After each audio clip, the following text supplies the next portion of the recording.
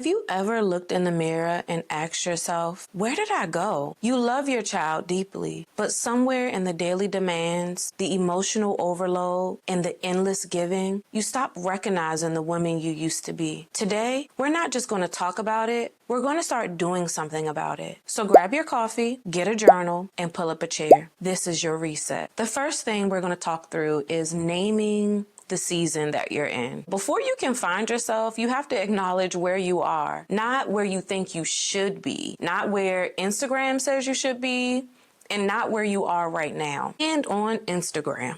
Let's pause really quick and talk about social media. So I have been off social media at the time of this video, for about 2 years. I just got back on Instagram. And moms, I really want us to talk about how social media glamorizes motherhood. You see moms on there packing lunches. You see them nursing. They just glamorize this entire experience. And I know for me, seeing other mothers gracefully go through motherhood makes me feel bad about myself. Like, am I not a good mom? Is there something I'm doing wrong? Why isn't that my experience? So I want us to be real clear and real honest about how social media can, I won't say, indefinitely, but it can depict motherhood in a light that is not truth. So if this means that you need to take a social media break, I highly recommend it. So let's get back to naming the season that you're in. Are you currently in survivor mode? I know for many of us, this survival season can last longer than we want it to, but it's the truth. Are you just honestly getting by day? Like, are you in a true survival state as a mother? Are you currently in a season of postpartum, even if it's years later after having your child?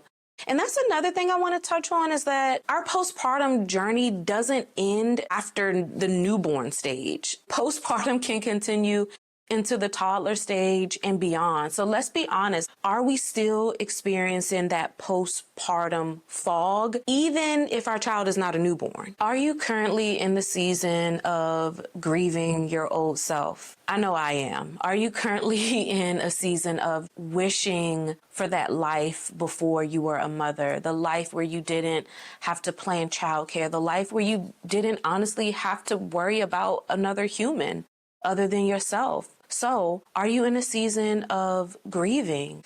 Once you have named the season that you're in, let's go into rebuilding some of your rituals and some of your routines. And first, I want you to ask yourself, when in your day do you feel most like you? And then I want you to try some of these things. The first is to try to wake up earlier than your kids. This is something that I have been practicing, is getting up early. And yes, that means getting up at 5 a.m. I know I don't recommend it for those who don't connect with that. However, for me, I find it very important for me to wake up before the world wakes up. And I use this as an opportunity to sometimes just sit quietly, drink coffee, read, pray, journal, anything.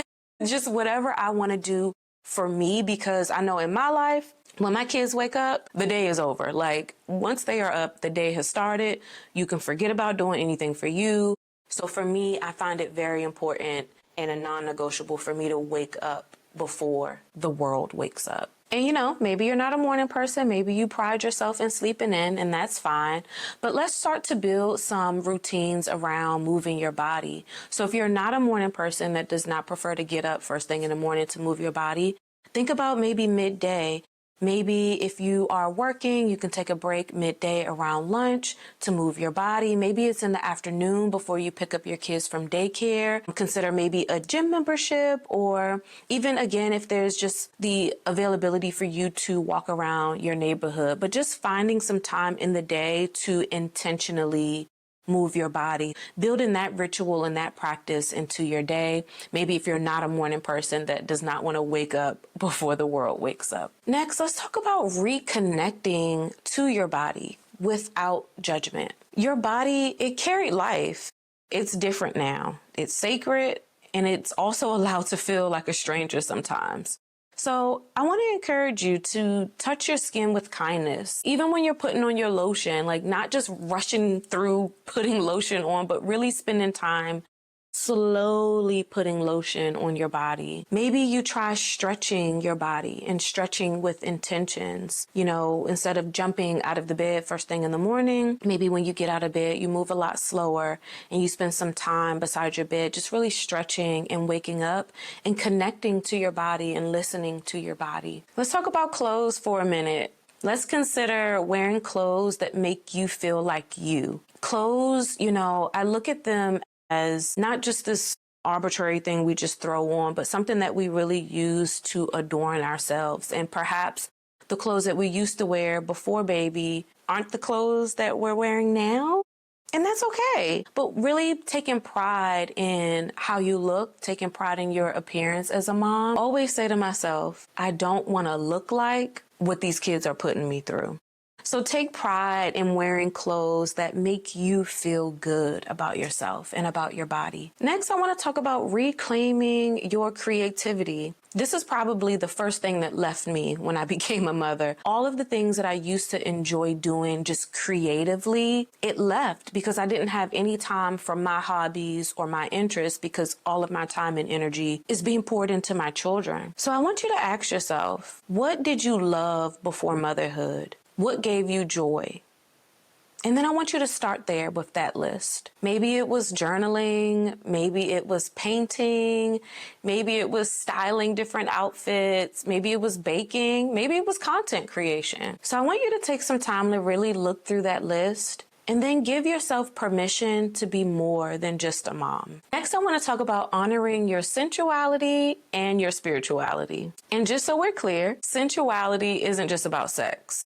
It's about feeling alive in your body. What does this look like? This can look like lighting candles for yourself around your house, in your bedroom, in your bathroom. This can look like taking yourself out on a solo date and not the grocery store. Going to the grocery store solo is not a solo date. I'm talking take yourself out to happy hour, take yourself out to the movies, take yourself out to get your nails done. Love on yourself. Wear perfume, even if you're not going anywhere.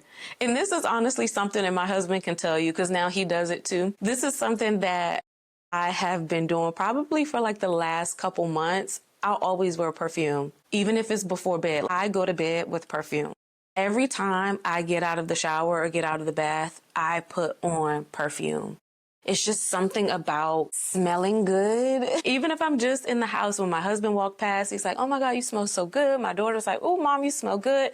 And I even smell good. I go to bed smelling good. I wake up smelling good. So I want to give you guys that. Just wearing perfume, even if you're not going anywhere. It's just something so sensual about just smelling delicious. And spirituality, get back to what grounds you, however that might look for you individually and uniquely in your spiritual journey, but really getting back to reconnecting to those things that make you feel grounded and whole. I know for me, especially with my second child, my spirituality journey, I won't say took a halt, right? Because that is something that is ingrained in me. It's something that is a part of my daily life. But I did notice that my more so daily practices around my spirituality, it declined. For me, I love to connect to my spirituality in the mornings and especially in those beginning stages of postpartum. I just could not pull myself to do it. I was exhausted. A lot of my mornings, a lot of my time went to baby, went to my oldest child even. So that is something that it went quickly. So getting back to your spirituality, however that might look for you, just finding time throughout your day, just little bite-sized moments to reconnect to your spirituality. I also want to talk about seeking community. And sometimes community can look like professional support because no, you're not supposed to do this alone. So look for moms who are honest and not performative. And that's been a big one for me. Like sometimes I'll gauge other moms. I'll test, can I be honest with you? Are you going to be honest back? I can't really do the moms that are glossing over motherhood. Yeah, everything's okay. I got this, I got that. I'm like, okay, so you're clearly not my person. And not that I want to just sit around with other mothers and just bash motherhood, but I really want to connect with other mothers who are honest about their journey, because the more honest you are with me, the more comfortable I feel about being honest about my motherhood journey.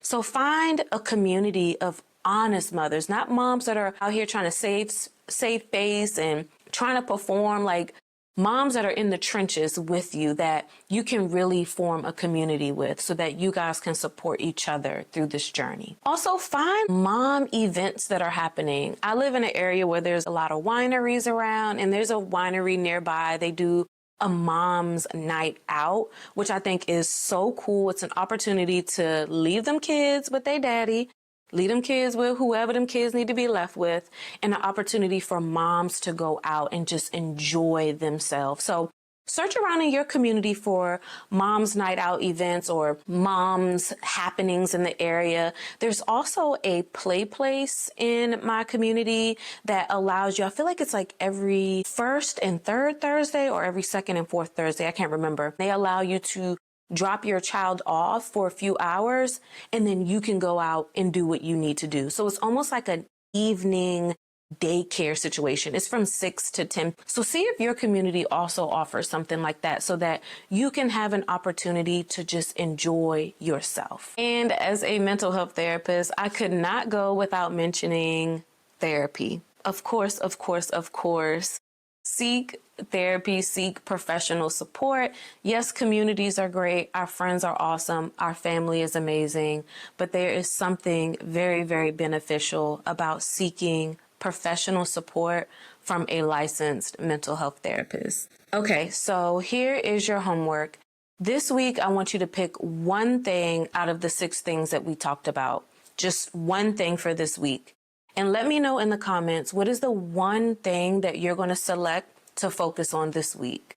And if no one has told you, girl, you are doing a good job, mama, and you are doing your best. And until next time, be well.